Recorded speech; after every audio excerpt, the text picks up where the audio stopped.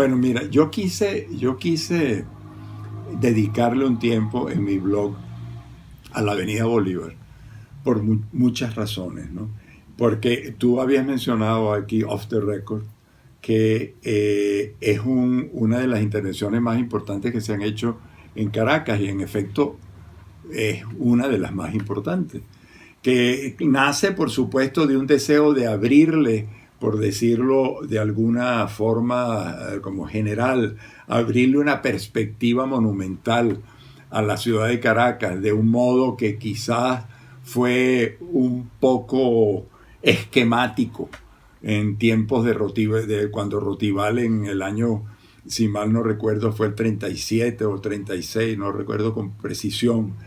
que hizo la primera propuesta. ¿En qué sentido lo digo? Que fue un poquito esquemático, que bueno, que prescindió de la existencia de un casco central, en cierta manera,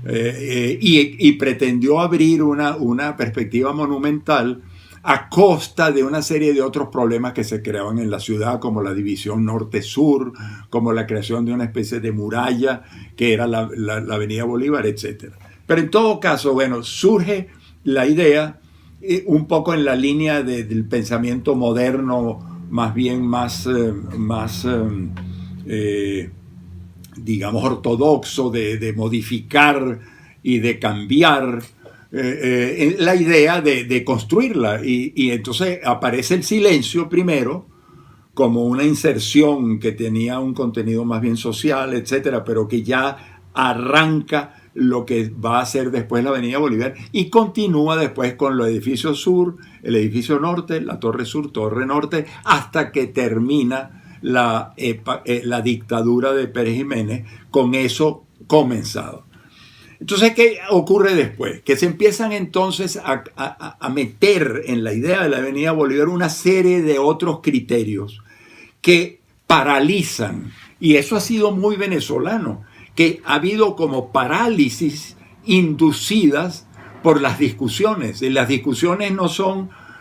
cuando se trata de asuntos públicos, las discusiones no son para seguir adelante, o sea, como para deliberar y seguir adelante, sino las discusiones se convierten a veces en parálisis, o sea, no se sigue. Entonces, bueno, se construyen los dos edificios pequeños que siguen después de la Plaza Diego Ibarra, y aquello queda en suspenso hasta que aparece, después de una serie de otras incidencias, esa especie de mito acomodaticio, yo creo que profundamente relacionado con el oportunismo político de lo que se llamó el Parque Vargas. El Parque Vargas es una pretensión de hacer un parque en los terrenos que originalmente la Avenida Bolívar había expropiado para continuar con la idea de Cipriano Domínguez, y se convierte como en una especie de bandera de una nueva manera de ver el centro, etcétera, etcétera, que en mi opinión muy personal no es sino un globo de una distorsión, una gran distorsión, que curiosamente, y ese es un asunto que nos deberíamos preocupar muchísimo a los arquitectos, encuentra en muchos arquitectos relativamente importantes y conocidos un respaldo. O sea, no hay una actitud crítica respecto a eso, sino que se sigue y se le echa, vamos a decirlo así,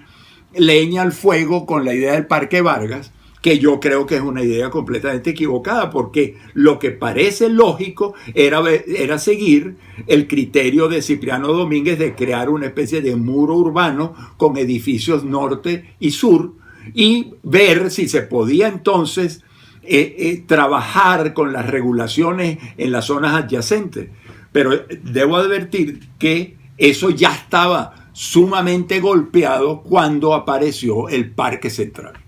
Cuando se hizo ya el Parque Central y se optó por esa especie de asimetría entre el lado norte y el lado sur, y además se convirtió el Parque Central en ese juego de una ultraescala que ha venido históricamente a comprobarse que es para la situación venezolana una cosa casi imposible de manejar, porque se ha convertido en un verdadero problema. Cuando apareció eso, decía, todo el planteamiento de la Avenida Bolívar resultó muy afectado. Entonces yo quise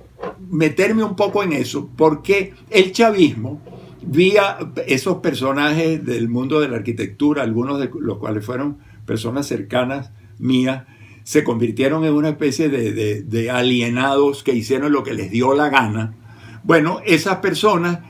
promovieron la colonización de los terrenos que supuestamente era del Parque Vargas para la construcción de unos edificios de vivienda de muy baja calidad, de vivienda para sectores económicos muy bajos, que se va a convertir, y de hecho ya se viene convirtiendo, en un verdadero problema para todo ese eje que es el eje de la Avenida Bolívar. Entonces yo quise meterme un poco en la historia y darme cuenta de qué había pasado. Y descubre uno que allí, en todo lo que pasó en ese eje, se resumen